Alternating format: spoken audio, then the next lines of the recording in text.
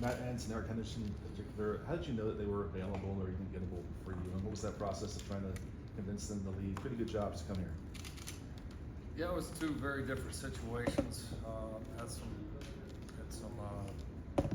mutual contacts in the business that where we thought that Matt might be interested in moving to this level of a program for the right opportunity. And yeah, just kind of started with a conversation to share our vision with him and listen to his vision for his career and what he wanted to do.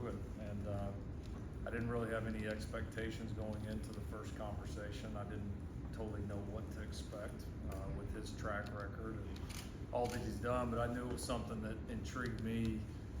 I mean, the defensive impact and the linebacker development and all that was intriguing. There's a lot of guys that were intriguing from that standpoint, but you add in where we're at as a program, that we're still certainly on our climb and still building in a lot of ways. And when you think of programs across the country that have built a consistent winner, a culture of toughness, guys that have really, I think, developed players at a really high level. You think of North Dakota State, you think of the coaches that have been there, the players that have been there, and that's one of the ones that always came to my mind. So to be able to add him from that perspective, just to our program in general, and not just our linebacker room or not just our defense, was, to me, made it a no-brainer if it fit for him and his family. And he was, and then it turned out after the first conversation, he was just as excited about it as I was. So that one actually moved along pretty quickly, which was great. Yeah, and Eric had some mutual connections with Coach Lynn. Another one that, with where he was at, you're the defensive line coach for the Rams. You're coaching with one of the best coaches in the NFL. You're coaching maybe the greatest defensive lineman that's ever played the game. I mean, there was a lot of, okay, does this fit as well? But once again, that's why you have the conversations, and that's why you shoot big. And we told everybody that's what we were going to do in the beginning. We literally started with we rolled the whiteboard back there into my office, and we said, all right, well, our goal in the beginning was, we had to find the right coordinator, and then it was, we want to have the best developers. Who do we think are like the best developers of defensive talent, culture, like all of that? Who are the very best? We ended up with 7 names on the board, and it was kind of just the dream list, right? It was like, if you could get anybody, who would it be? And we ended up whittling it down to 7, and then we ended up hiring 4 to 7. So we added a pretty decent percentage. How's it in the short time that they've been here impacted you? It's been really, really good. A lot of it's been recruiting. So I've had a chance to be on the road with some of those guys, and even at the times when we weren't on the road together, you could feel the impact. I mean, when you go hire guys like this, people take notice. Recruits take notice. Our current players take notice. So you could feel kind of a shot of momentum in a lot of ways. I think it's exciting for everybody involved in this football program. And then it's been great here just the last couple of weeks to finally be able to all get in the meeting room together. I mean, really, with Eric, with his season going on so long with the Rams like it did, it was until after all of the January recruiting period before we were able to actually get everybody in there in a room and start installing and going through it all. So that part's been great. There's a lot of cool kind of synergy in that room already. A lot of very creative guys, a lot of guys from different backgrounds, and then I think Coach Lynn at this point's done a great job, managing and bringing that room together. Lincoln, obviously, you bring in Danton, a month or so before you bring in Eric, and Eric has that co-defensive coordinator title. And what did you see about Danton's, willingness to work with him and split responsibilities there, and kind of because we assumed that, you know, this defense was gonna be Danton's vision, and how does Eric kind of fit into that? How do you see them working together? Well, the defense is Dan's vision. Dan's a defensive coordinator. I mean, there's no split duties there. I mean, he's the defensive coordinator, and he's gonna set the direction. He'll be the ultimate decision maker in that room. Now, bringing in somebody of Eric's caliber, we would be crazy to not lean on him and his experience. His track record obviously speaks for itself, and so he certainly we felt like he was very deserving of that title, and certainly we're going to lean on him just like we're going to lean on all of the other guys in the room, and that's what's fun for I know Danton's really excited, and you guys will get a chance to visit with him here later, but you know, you look in that room and it's like, all right, you had a defensive coordinator in Doug Belk, you had a head coach in Matt Entz, you know, you had somebody with Eric's experience, obviously bring back Sean Nua, who we all think a lot about. I mean, it's like you got a lot of really good minds in that, and a lot of guys that have seen a lot, and a lot of guys that have been responsible for a lot. So, and that's a great feeling for a coordinator when you feel like you have guys in the room that are going to be able to give you impactful feedback and are not just yes guys. And I think that's important. But you got to have guys that at the end of the day they walk out of the room on the same page, which we will. And then you got to have a defensive coordinator and Coach Land that's you know, that wants to bring in that caliber of guys and wants to listen and wants it to be very collaborative, and it will be. And so. No, I just think it's fit well together. He's got a great personality to really mesh the room. Like when you talk about developmental coaches, how do you assess that? What do you look at in terms of finding the best developers? Well, I think you look at the production of the players that they've coached over time. Like to me, anybody can get this one great player, and yeah, sure, you were good and productive while you had this one guy or this one set of guys, but who's been able to do it consistently over time? And that's what we really looked at, was guys that had impressed us from afar, whether it was from a coordinator job or it was from, you know, coaching a position that you felt like their experience so added up, the production over time of their players year after year was at a high level. And I think that's been the easiest way for us to assess it. You know, a lot of these guys we had mutual connections with. That certainly helps when you're talking about the character of the guy, when you're talking about how well does he fit in the staff room with everybody. So there's a lot that goes into that assessment, and certainly, obviously, the recruiting piece is a big part as well. But you know, the development side for us was huge, because I think we're at a little bit of a point in the program where we're starting to, I think, not get away, but probably evolve a little bit away from the transfer portal and starting to get more into really building through high school recruiting. But the only way that model works is you got to have what I think, you know, you go get the best developers of talent and you give the best high school players a reason for why they would want to sign to USC, and not just sign here, not just come here initially, but hopefully for the large majority of those guys stay here throughout their careers and get on that climb. And when you have great developers, that's how you put that together. And so, you know, in putting this staff together, we've tried to keep that in the forefront of our minds, because we knew, listen, at some point we knew we wanted to push away from the portal much more than we did the first few years. And I wouldn't take back anything that we've done the first few years. I think we did what we had to do to get this thing competitive, but in the long run, we want developers, and we want the majority of our players that start their career and end their career in this football program. Eric was someone who had a lot of success with the Rams, coaching a good group over there. They're a team that's kind of like on an upward trajectory. What did you guys pitch up to come here? And was there any doubt on your part being able to land development?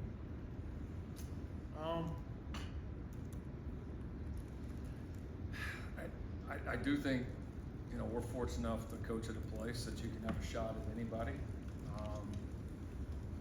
I don't know that we would have been able to get maybe a few of these guys, you 2 years ago when we all first came here.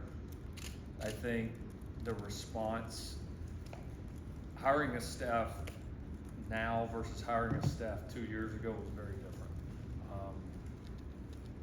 I feel like when we took the job 2 years ago, it was seen as, I know us taking this job surprised a lot of people. And I think there was still a little bit of, all right, you gotta go prove the trajectory a little bit and prove that this thing can be what it once was and what some of us think it can be again.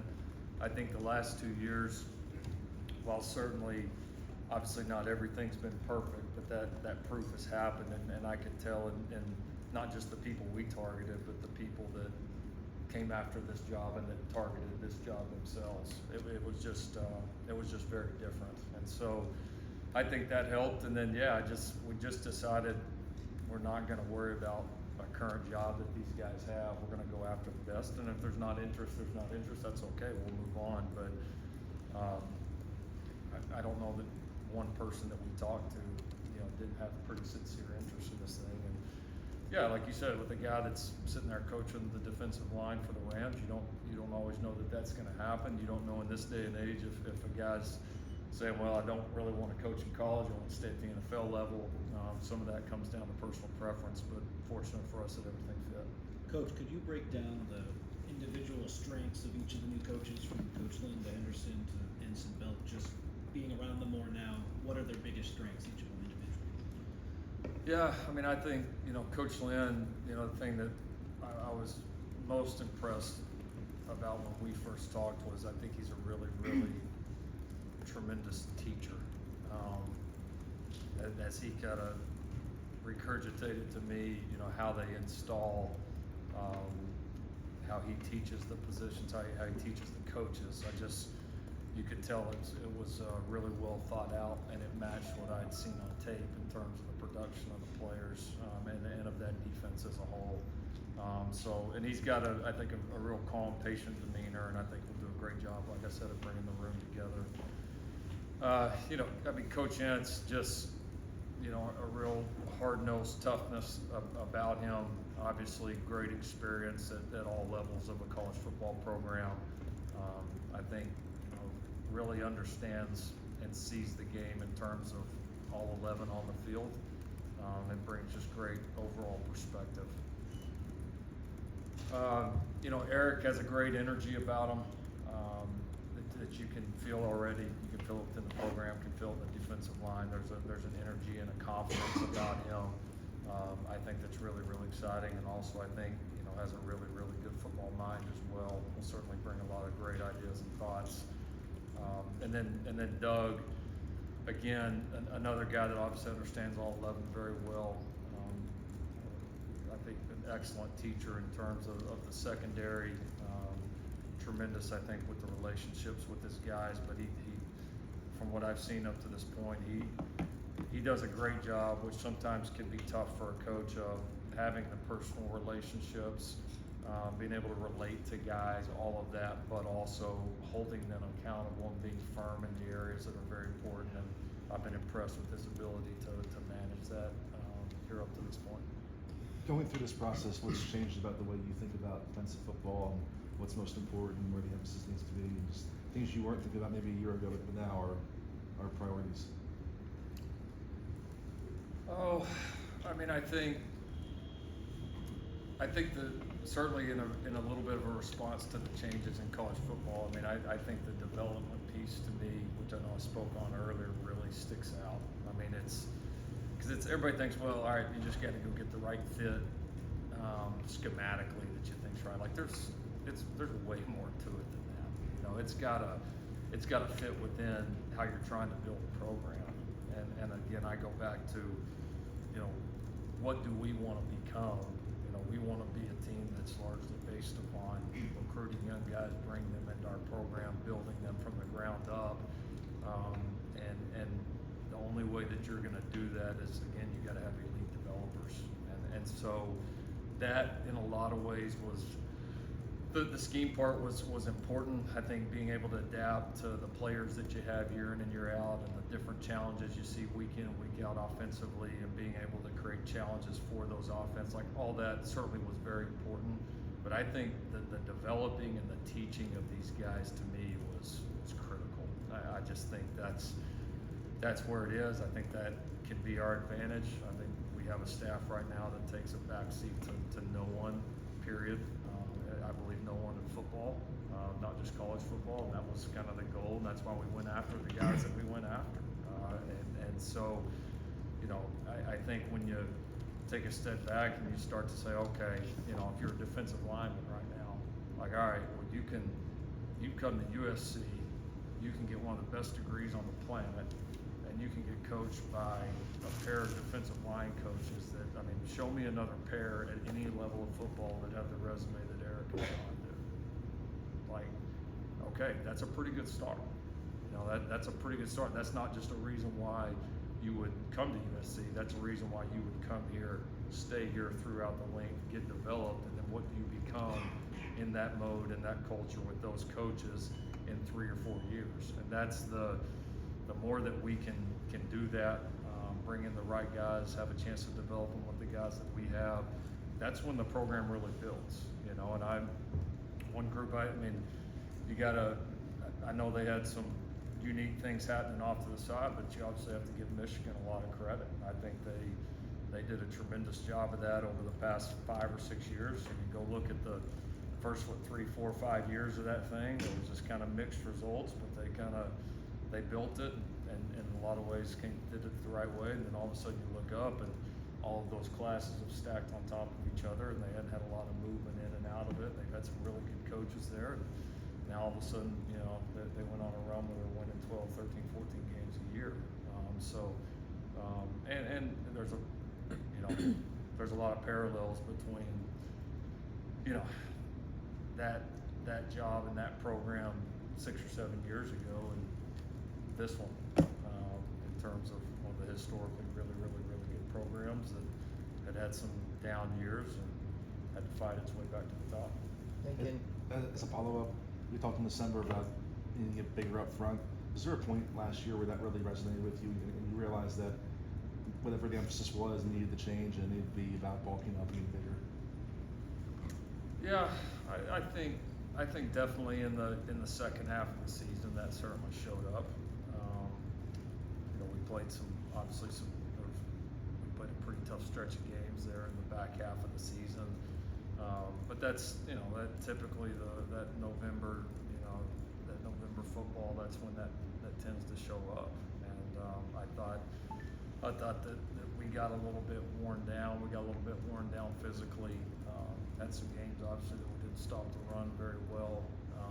And yeah, I mean, I think there's certainly a piece of me that believed that even going into the season that was going to need to continue.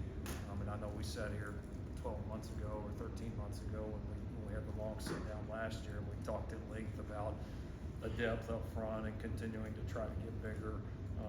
But yeah, I mean, I think certainly just throughout the second half of the season, feeling like that we had to really make some real drastic changes there in terms of the body types to be able to play the way we wanted to play. And some of that was knowing, obviously, after we made the change defensively, that we were going to be going in a different direction in terms of schematics and how we use those guys. So it just kind of fit together. Lincoln, just When did- in terms of talking about your kind of personal goals as a coach and in your career, you know, a lot of NFL jobs open up this winter, and ultimately for you, this kind of changing landscape of college football, just why did you feel committed to staying here, to building the defensive staff that you did? You know, why continue to build here? Yeah, I want to get it right here. I really do. I want it really bad. Not for me. I just want it really bad for this program. I want it really bad for the current team, the former players, the former coaches, the fans, the university. I mean, that's why we left everything that we left. I mean, we want it really bad here. I certainly, there's some things with college football that need to get right, not just for coaches, for certainly far more than that. You know, certainly my hope that some of those things can get corrected to continue to make the job of everybody involved with college football, I don't say easier, that's not the right word, but maybe a little more manageable. And there's certainly some challenges there, but it's not to the point, certainly for me, it's not to the point where I'm like, you know, the heck with college football. I mean, we still have a tremendous product. The game is still tremendous. There's a lot of things that are, I think, very fixable that hopefully can happen. And yeah, just I'm at the place I want to be. You had a bunch of recruits on campus in January and December too. And it just seemed like the impact that Eric Henderson has had in a short period of time is pretty great. What is it that resonates about with him, with recruits?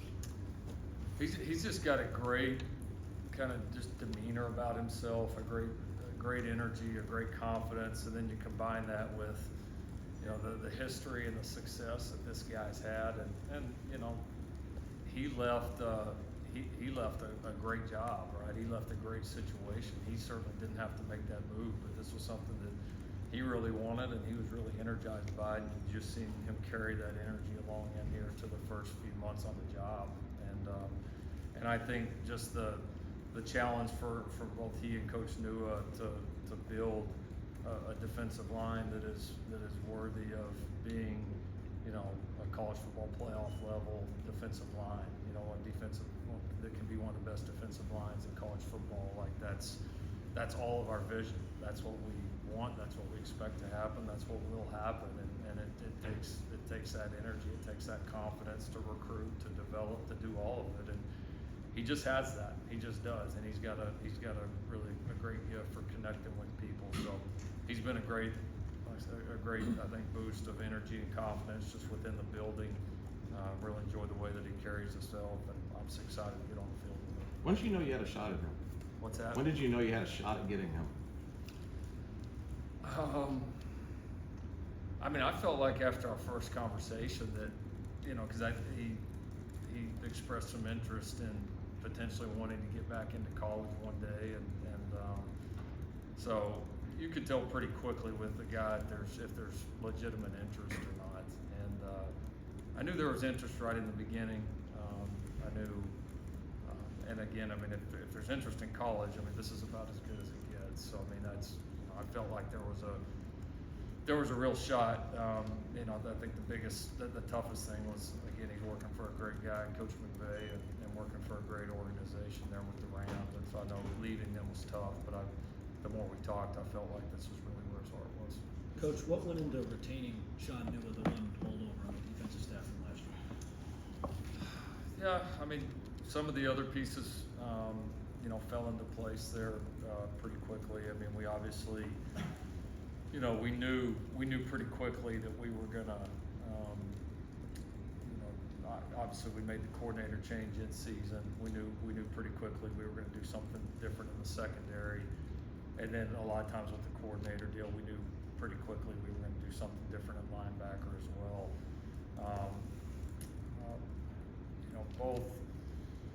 There were some tough decisions on the front piece of it. I knew probably deep down that we probably would make at least one change there, and we had, you know, a couple of great guys, and you know, Coach Manning had done a tremendous job in recruiting, and so there were some tough decisions to make. I mean, there's no question about it. But once you know, once Eric was on board, we kind of started looking at, okay, who would best fit to pair him with, because we know we're going to have two different coaches on the defensive front. I think you needed, from a numbers standpoint, I think you needed in recruiting.